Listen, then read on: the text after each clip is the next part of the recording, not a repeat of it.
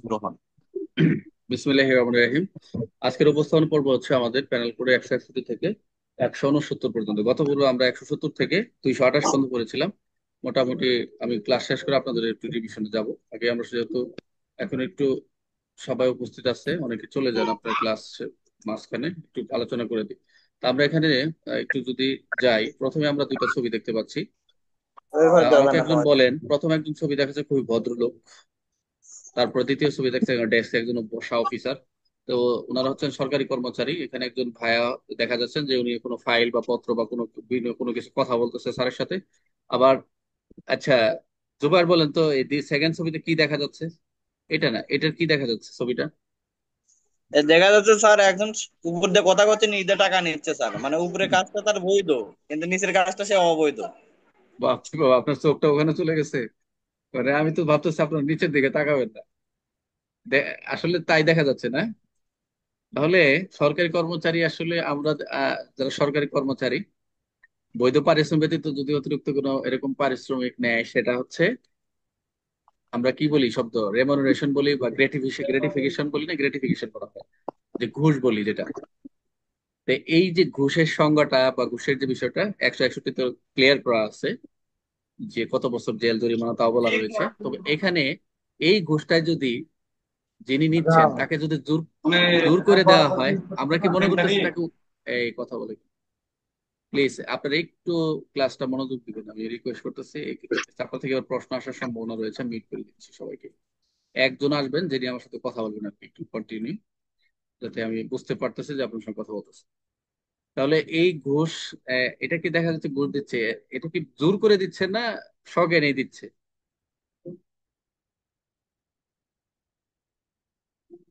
একজন বলেন, জোর করে দেখা যাচ্ছে, এটাকে জোর করে দিচ্ছে? না স্যার, সজ্ঞানে দিচ্ছে। মানে রাজে আছে যে স্যার নেন। আচ্ছা, এই মনে আমার করেন কাজটা এর করে এর দেন স্যার। একটা চাকরি, একটা, এখানে ব্যক্তি কয়জন, ঘুষ কয়জনে মিলে হয় বলেন তিনজন। তো? তিনজন।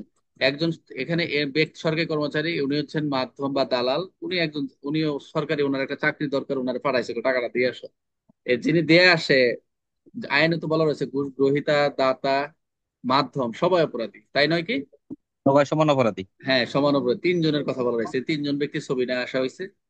তো এখানে উনি খুব ভদ্রভাবে তারা আছে, চাকরিটা হয়ে গেল। উনি হয়তো আরো কারো জন্য 5 জনের ভাইয়া হয়ে আসছে কিনা ঠিক নাই, উনিও তো একটা দালাল হতে পারে, হতে পারে না সহায়তাকারী? উনি জি যে স্যার। চাকরির জন্য, উনিও তো একটা দালাল হতে পারে, দালালের মাধ্যমও হতে পারে।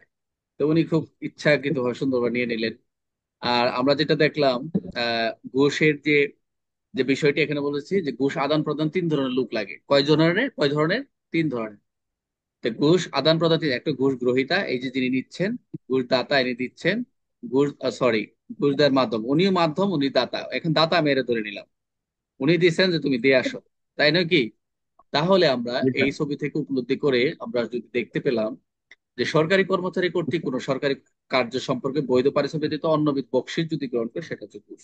অর্থাৎ আমাদের আমাদের যে দায় দায়িত্ব রয়েছে সরকারি কর্মচারী হিসেবে, আমাদের যে বেতন ভাতা দিয়ে যাই কিছু পাইনি, এরপর যে অতিরিক্ত যদি কারো কাছে নেই, কোনো কিছু আমরা জোর করেও নেই, এটা দেওয়াই লাগবে এরকম যদি টার্গেট করি, তাহলে সেটাও কি হবে? সেটাও একটা অবৈধ ঘুষ। অন্যায় বেআইনি হবে, সেটা ঘুষ বলে গণ্য হবে। তাহলে এখানে আমরা যদি দেখি এটা পরীক্ষায় আসে, মনোযোগ দিয়ে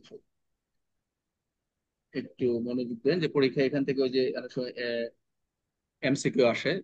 তো এখানে যেটা বলছে, যে ব্যক্তি সরকারি কর্মচারী হওয়ার প্রত্যাশায়, অনেকগুলো পয়েন্ট বলছে, একটু মনোযোগ দিন। যে ব্যক্তি সরকারি কর্মচারী হইয়া বা হওয়ার প্রত্যাশায় কোন সরকারি কার্য সম্পাদন করার জন্য, এটা একটা পয়েন্ট বলছে। এটা আপনাদের মুখস্থ করা লাগবে না, এটা জাস্ট একটু দেখেন, একটু কাজে লাগবে আর কি, সামনে একটু কাজে লাগবে। যে 161 অনেকের সাথে কানেক্টেড। সম্পাদন করা হয়তো বিরত থাকার জন্য, কোনো কিছু পাওয়ার প্রত্যাশায় সরকারি কাজ সম্পাদন করা, এই এই আইনগুলো 161 থেকে কিন্তু 169 পর্যন্ত সরকারি কর্মচারীদের আহ, বিরুদ্ধে ব্যবহার করা হয়েছে। এরা যদি ঘুষ টুস কোনো কাজের লেনদেন জড়িত থাকে, ব্যবসায় থাকে, এক কথা সরকারি কর্মচারীর জন্য, তাহলে সম্পাদন করা হইতে বিরত রাখে। এখানে যেটা বলবো আপনাদের মাথার উপর দিয়ে যাবে, জাস্ট একটু দেখেন আর কিছু না। তদীয় সরকারি কর্মচারী কর্তব্য পালন সম্পর্কে কোনো ব্যক্তির প্রতি সরকার বা আইন পরিষদের বা সরকারি কর্মচারী হিসেবে সরকারি কর্তব্য হইতে অনুগ্রহ, এই যে এখানে কারা কারা নিতে পারে দিতে, একটু একটু বলতেছে যে অনুগ্রহ, অসন্তোষ প্রদর্শন করার জন্য, প্রদর্শন হতে বিরত থাকার জন্য, কোনো ব্যক্তির প্রতি উপকার বা অপকার সাধন করার জন্য আমরা তো তাই করি, যে একজন দিল যে ভাই আমার উপকার হলো, আমার একটা ভাইয়া হইলো যে আমিও কিছু পার্সেন্টেজ পাবো, তারও কিছু উপকার হইলো।